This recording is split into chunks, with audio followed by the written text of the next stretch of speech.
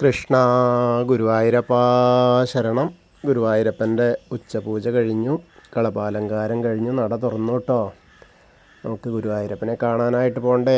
എല്ലാവരും വരൂ കേട്ടോ. ഇന്നിപ്പോൾ ഉദയാസ്തമന പൂജയൊക്കെ ആയിരുന്നു, അതിൻ്റെയൊക്കെ തിരക്കുണ്ട്. അങ്ങനെ ഉദയാസ്തമന പൂജയൊക്കെ കഴിഞ്ഞു. ഇനി നമുക്ക് തൊഴാൻ പോകണം. അപ്പോൾ ആദ്യം തന്നെ നമ്മൾ കിഴക്കേ നടയിലുള്ള ആ ഒരു മഞ്ജുളാലിനെ ഒന്ന് പ്രദക്ഷിണം ചെയ്തിട്ട് നമുക്കിങ്ങനെ വരാം. അങ്ങനെ വരുമ്പോൾ ആ ഗണപതി ക്ഷേത്രത്തിൽ, അത്തിമര ഗണപതി ക്ഷേത്രത്തിൽ ഒന്ന് പോയിട്ട് ദർശനം നടത്തിയിട്ട് ഗോപുരവാതിൽ കടന്ന് അകത്തേക്ക് ഇങ്ങനെ വരാം. അങ്ങനെ വരുമ്പോൾ ആ കൊടിമരത്തിൻ്റെ ചോടൊക്കെ ഇങ്ങനെ കാണാം. ആ കൊടിമരത്തിൻ്റെ അപ്പുറത്ത് നേരെ ആ വലിയ ബലിക്കല്ല് കാണാം. അതിൻ്റെ മുകളിലേക്ക് ഇങ്ങനെ നോക്കിയാൽ ഗജരാജൻ കേശവൻ്റെ 2 കൊമ്പുകൾ സ്വർണം പതിച്ചത് ഇങ്ങനെ കാണാം. അതിൻ്റെ നടുക്കായിട്ട് മഹാലക്ഷ്മി ദേവീനെയും കാണാം. അങ്ങനെ അവിടെയൊക്കെ കണ്ട് ഇങ്ങനെ വരുമ്പോൾ ആ വാതിൽപ്പടി കയറുമ്പോൾ ഇടത്തെ സൈഡിലുള്ള മേൽപ്പത്തൂരിനെ ഒന്ന് സ്മരിക്കാം. മേൽപ്പത്തൂർ എഴുതിയിരുന്ന ആ പീഠം കാണാം. അതുപോലെ വലത്തേ സൈഡിലുള്ള ആദ്യത്തെ തൂണ് നോക്കിയിട്ട് നരസിംഹാവതാരം കാണിച്ചു കൊടുത്തു എന്ന് പറയപ്പെടുന്ന ആ തൂണ് നോക്കിയിട്ട് തൊഴാം. അങ്ങനെ നമ്മൾ ഭഗവാന്റെ ശ്രീലകത്തേക്ക് ഇങ്ങനെ നോക്കുകയാണ്. ശ്രീലകത്തേക്ക് ആ ചതുർബാഹുവായ വിഗ്രഹത്തിൽ ഇങ്ങനെ നമ്മൾ നോക്കുമ്പോൾ കാണുന്ന കാഴ്ച എന്താ, വളരെ മനോഹരമായിട്ട്. അതായത് ഇന്നിപ്പോൾ ദശാവതാരത്തിലെ ആദ്യ അവതാരമായ മത്സ്യാവതാരമാണ്.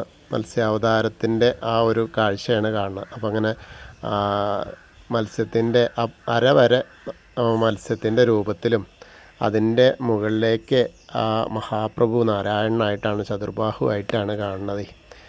അപ്പം അങ്ങനെ നോക്കുമ്പോൾ ആ മത്സ്യത്തിൻ്റെ ഒരു ഇങ്ങനെ നമ്മൾ ചലിച്ചുകൊണ്ടിരിക്കുന്ന മത്സ്യമല്ലേ, ഇപ്പോൾ ജലത്തിലിങ്ങനെ പോകുന്ന പോലെയാണ് തോന്നുന്നത്. അപ്പോൾ അതേപോലത്തെ ആ ഒരു നല്ല ചെളുക്കകൾ അങ്ങനെ എന്താ പറയുക, അതിൻ്റെ ആ മുകളിലുള്ള അതൊക്കെ ഇങ്ങനെ കാണുന്നു. പിന്നെ അങ്ങനെ മുകളിലേക്ക് നോക്കുമ്പോൾ ആ അരയിലെ അരമണി ഇങ്ങനെ കാണാണ്ട് മുകളിലേക്ക് ഇങ്ങനെ നോക്കി വരുമ്പോൾ ഒരു കാശിമാല പോലത്തെ മാലയും ഒരു വളയം പോലത്തെ മാലയും പിന്നെ അതിന് നടുക്കായിട്ട് 2 ഗോപീ തിലകങ്ങൾ വെച്ചിട്ടുണ്ട്. അപ്പോൾ അത് അങ്ങനത്തെ ഒരു കാഴ്ച. പിന്നെ മുകളിൽ കിരീടമൊക്കെ വെച്ചിട്ടുണ്ട്. ചതുർബാഹുവാണ്. ചതുർബാഹുവായ 4 കൈകളിലും കൈവളകൾ കാണാണ്ട്, തോൾവളകൾ കാണാണ്ട്, അങ്ങനെ ശംഖ്, ചക്രം, ഗദാപൽപ്പത്തോട് കൂടിയിട്ട്, പൽപ്പം താമര തന്നെ കൊടുത്തിട്ടുണ്ട്. ഗദ കളഭം കൊണ്ട് ചാർത്തിയിട്ടുണ്ട്. നല്ല രസമായിട്ടുള്ള ആ ഒരു കാഴ്ചയാണ് കേട്ടോ. ശംഖ്, ചക്ര, ഗദാപൽപ്പത്തോടു കൂടി മത്സ്യാവതാരമൂർത്തിയായിട്ട് ആ ഭഗവാന്റെ ആ ശ്രീലകത്ത് ഇങ്ങനെ വിളങ്ങുകയാണ്. ആ നാരായണ സ്വരൂപത്തിൽ നല്ലൊരു പുഞ്ചിരിയുണ്ട് മുഖത്ത്. എല്ലാവരെയും ആ സംരക്ഷിക്കുന്നത് ഞാൻ തന്നെയാണ് എന്ന് പറയുന്ന ആ ഒരു പുഞ്ചിരി. ആർക്കും എന്തൊക്കെ ദുഃഖങ്ങളുണ്ടെങ്കിലും ഒക്കെ ഇവിടെ വന്ന് സമർപ്പിച്ചോളൂ, അതൊക്കെ ഞാൻ മാറ്റിത്തരാം എന്നാണ് പറയണത്. ആ ഒരു കാഴ്ചയാണ് കാണാനുള്ളത്. എത്ര സുന്ദരമായിട്ടുള്ളൊരു കാഴ്ച, വളരെ മനോഹരം. ആ പീലിത്തിരുമുടിയുടെ മുകളിൽ ഇങ്ങനെ ആ ഒരു കിരീടത്തിൻ്റെ മുകളിൽ 2 തിരുമുടിമാലകളുണ്ട്. വെളുത്ത പൂവും തുളസിയായിട്ടുള്ളതാണ്. അങ്ങനത്തെ 2 തിരുമുടിമാലകൾ. പിന്നെ വലിയൊരു ഉണ്ടമാല ഉണ്ട്, അത് തെച്ചിയുണ്ട്, തുളസിയുണ്ട്, പിന്നെ താമരപ്പൂവുണ്ട്. അങ്ങനെയുള്ള ഒരു ഉണ്ടമാലയാണ് കാണാനുള്ളത്. അപ്പോൾ വളരെ മനോഹരമായിട്ടുള്ള ഒരു കാഴ്ചയാണ് നമ്മൾ കാണുന്നത്. ഭഗവാന്റെ ശ്രീലകത്തേക്ക് നോക്കിയിട്ട് ഭഗവാന്റെ ആ സോപാനപ്പടിയിൽ നിന്ന് നമ്മൾ കാണുകയാണ്. അപ്പോൾ എല്ലാവരും പ്രാർത്ഥിച്ചോളൂ കേട്ടോ. അത്രയ്ക്കും ഹൃദ്യമായ രൂപമാണ്. അപ്പോൾ എല്ലാവരും അങ്ങോട്ട് പ്രാർത്ഥിക്കുക. അങ്ങനെ തൊഴുത് നമ്മൾ അവിടെ നിന്ന് ഇങ്ങനെ ഇറങ്ങിയാൽ, ഇന്നിപ്പോൾ പ്രദോഷമാണ്, പ്രദോഷവ്രതം, അതിൻ്റെ ഒരു കഥ ഞാൻ പിന്നെ പറയാം കേട്ടോ. അങ്ങനെ നമ്മൾ അവിടെ നിന്ന് ഇങ്ങനെ ഇറങ്ങി വരണു. സോപാനപ്പടിയിൽ നിന്ന് ഇറങ്ങിയിട്ട് അഗ്നികോണിലുള്ള ബലിക്കല്ല് നോക്കി തൊഴുതു. അതേപോലെ ആ തിടപ്പള്ളി നോക്കിയിട്ടും തൊഴുത്, അങ്ങനെ നമ്മൾ ആ ചുമരിൻ്റെ മുകളിൽ ആല്ലക്കണ്ണനെയും കണ്ട് തൊഴുതു. സപ്തമാതാക്കളെ കണ്ട് തൊഴുതു. അങ്ങനെ ഗണേശൻ്റെ അടുത്തേക്ക് വരികയാണ്. ഗണേശൻ്റെ അടുത്തേക്ക് ഇങ്ങനെ വന്ന് ഗണേശനെ കണ്ട് തൊഴാൻ വേണ്ടി നോക്കുമ്പോൾ അങ്ങനെ ആ കളഭം കൊണ്ട് ഇങ്ങനെ ചാർത്തായി വരണു. അങ്ങനെ നല്ല രസമായിട്ട് തന്നെ ചാർത്തിക്കൊണ്ടിരിക്കുന്നുണ്ട്.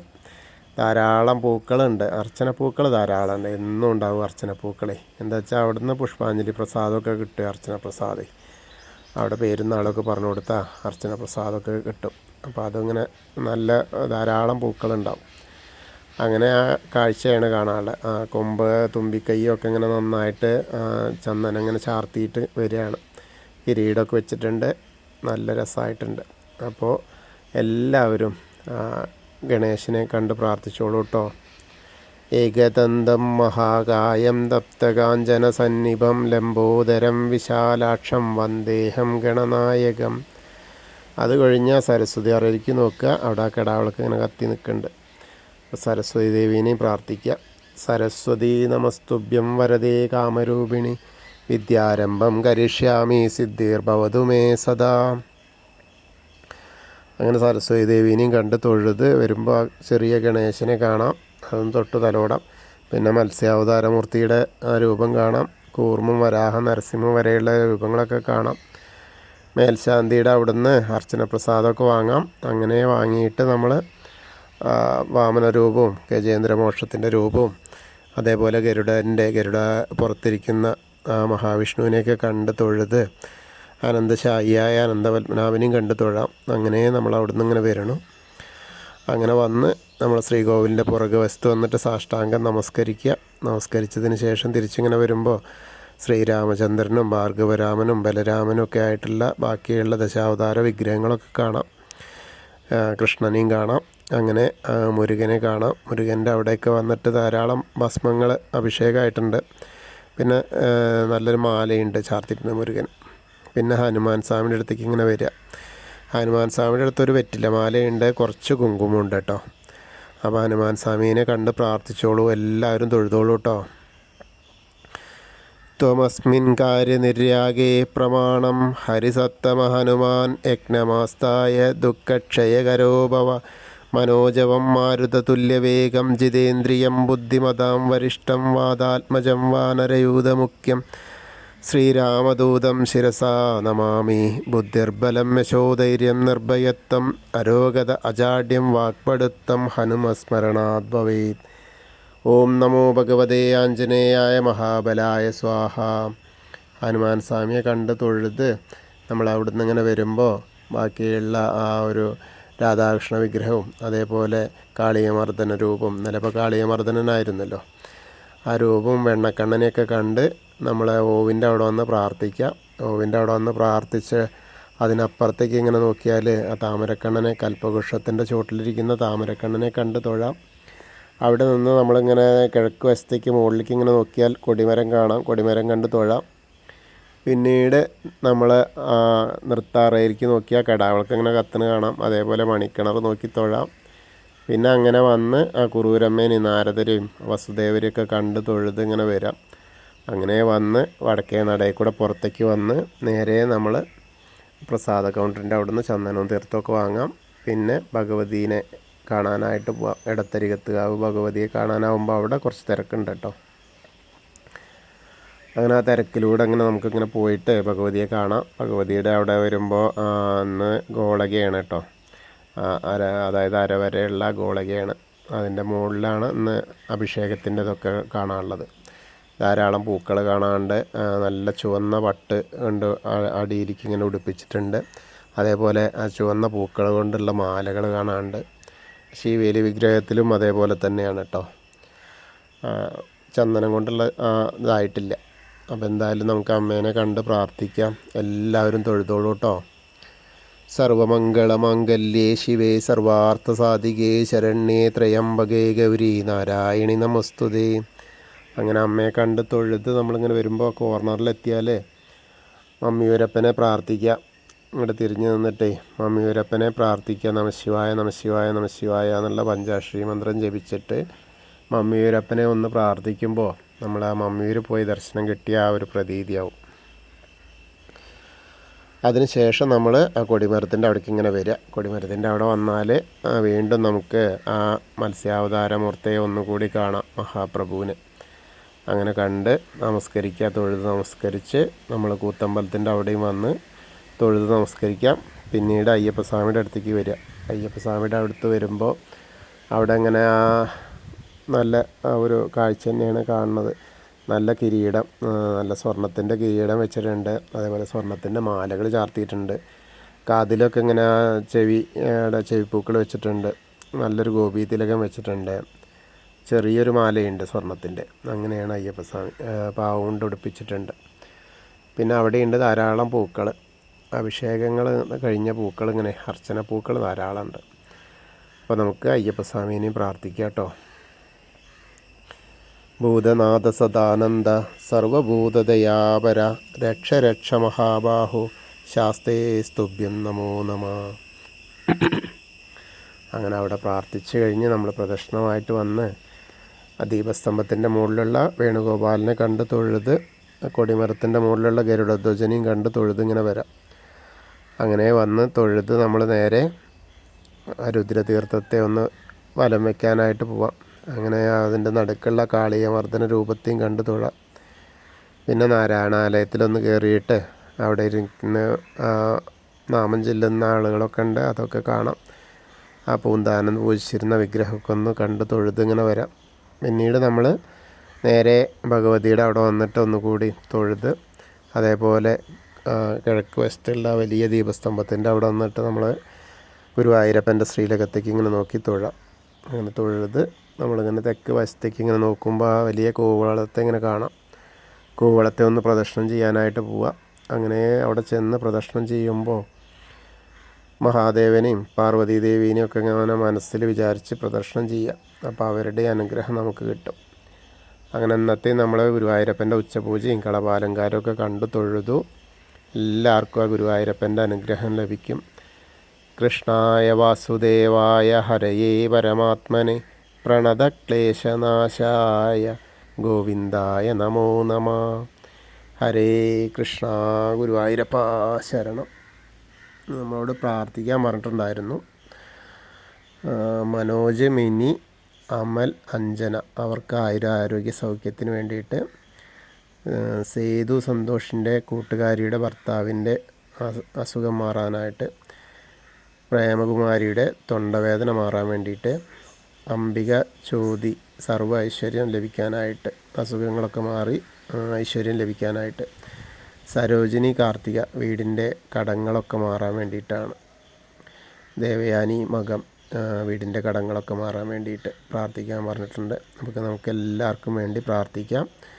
അതുപോലെ നമ്മുടെ കൂടെയുള്ള എല്ലാവർക്കും വേണ്ടിയിട്ടും പ്രാർത്ഥിക്കാം കേട്ടോ. എല്ലാവർക്കും ആ ഗുരുവായൂരപ്പൻ്റെ അനുഗ്രഹത്താൽ അവരുടെ ആശിച്ച കാര്യങ്ങളൊക്കെ നടക്കട്ടെ. ഇനി നമുക്ക് ചെറിയൊരു കഥ എന്ന് പറഞ്ഞാൽ പ്രദോഷത്തിനെ പറ്റിയിട്ടുള്ള ഒരു കാര്യമാണ്. ഇന്നിപ്പോൾ പ്രദോഷമാണ്. എന്താണ് ശരിക്കും പ്രദോഷം എന്ന് പറഞ്ഞാൽ? അതായത് ഒരു പ്രധാനപ്പെട്ട ഒരു വ്രതമാണല്ലോ. ഓരോ മാസത്തിലും ത്രയോദശി തിഥി ചന്ദ്രൻ്റെ 13-ാം ദിവസം വൈകുന്നേരം വരുന്ന സമയമാണ് പ്രദോഷമായി കണക്കാക്കുന്നത്. ഈ സമയം പരമശിവനും പാർവതീദേവിയും ചേർന്ന് കൈലാസത്തിൽ ആനന്ദ നൃത്തം ചെയ്യുന്ന സമയം ആണ് എന്നാണ് വിശ്വാസം. പ്രദോഷ വ്രതം അനുഷ്ഠിക്കുന്നതിലൂടെ എല്ലാ പാപങ്ങളും നീങ്ങിയിട്ട് അനുഗ്രഹം ലഭിക്കുന്നു, സർവ്വ ഐശ്വര്യങ്ങളും ഉണ്ടാകുമെന്ന് വിശ്വസിക്കപ്പെടുന്നുണ്ട്. പ്രദോഷം പ്രധാനമായും 3 തരത്തിലുണ്ട്. നിത്യപ്രദോഷം, എല്ലാ ദിവസവും സൂര്യൻ അസ്തമിക്കുന്ന സമയത്തെയാണ് ഇത് സൂചിപ്പിക്കുന്നത്. മാസപ്രദോഷം, എല്ലാ മാസത്തിലെയും ശുക്ലപക്ഷത്തിലെയും വെളുത്ത വാവിന് ശേഷം കൃഷ്ണപക്ഷത്തിലെയും കറുത്ത വാവിന് ശേഷം ത്രയോദശി തിഥി വരുന്ന ദിവസമാണിത്. പിന്നെ മഹാപ്രദോഷം, ശനിയാഴ്ച വരുന്ന പ്രദോഷമാണ് മഹാപ്രദോഷം എന്നറിയപ്പെടുന്നത്. ഇത് വളരെ വിശിഷ്ടമായിട്ട് കണക്കാക്കപ്പെടുന്നുണ്ട്. 2025 ഓഗസ്റ്റ് 20 പ്രദോഷവ്രതം എങ്ങനെയാണെന്ന്, ബുധനാഴ്ചയാണ്, കൃഷ്ണപക്ഷത്തിൽ അനുഷ്ഠിക്കേണ്ട രീതിയാണ്.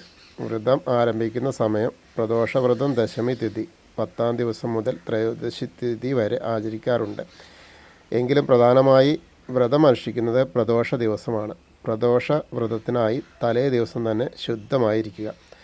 പ്രഭാതകർമ്മങ്ങളൊക്കെ അതിരാവിലെ എഴുന്നേറ്റ് കുളിച്ച് ശുദ്ധമാവുക.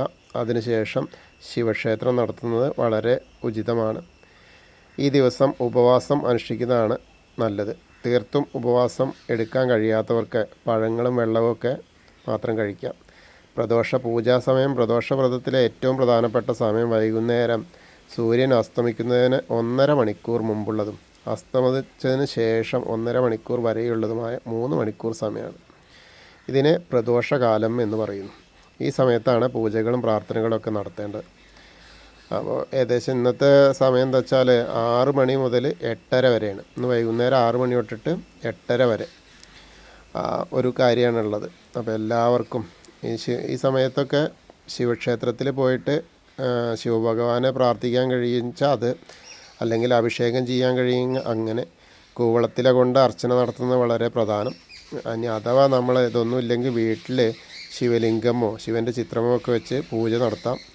ഓം നമഃ ശിവായ എന്നുള്ള പഞ്ചാക്ഷരി മന്ത്രം ജപിച്ചിട്ട് ചെയ്യാം. വ്രതം അവസാനിപ്പിക്കാൻ വേണ്ടിയിട്ട് പ്രദോഷ പൂജയ്ക്ക് ശേഷം രാത്രി ആഹാരം കഴിച്ച് വ്രതം അവസാനിപ്പിക്കാം.